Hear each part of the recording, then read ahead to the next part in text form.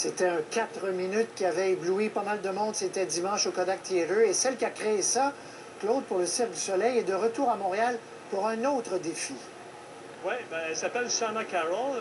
C'est une ancienne du Cirque du Soleil, mais maintenant, elle a fondé les 7 doigts de la main. Elle travaille pour cette compagnie-là. Donc, elle était dimanche au Kodak Theatre. Ce matin, elle était à Verdun pour justement travailler sur le prochain spectacle des 7 doigts de la main qu'on verra cet été. Je l'ai rencontrée au Studio B sur le boulevard La Salle.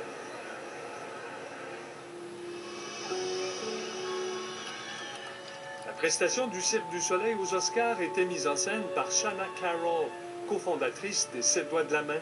Son défi était de créer un numéro original avec 54 acrobates, mais qui ne devait pas dépasser 3 minutes.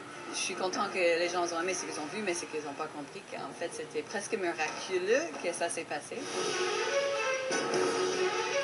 C'est une expérience que je vais apporter aussi aux 7 doigts dans le futur. C'était vraiment, j'ai beaucoup appris. Alors ça va nous servir aussi. L'année prochaine, on doit faire les Oscars. Oui. Nous, les 7 doigts, c'est ça. Philippe Soldevilla et Shana Carroll n'en sont pas là. Ils ont plutôt eu la commande de créer le spectacle d'ouverture du 3e festival Montréal Complètement Cirque. Tout est à faire. Il n'y a que le titre qui soit trouvé. Momentum.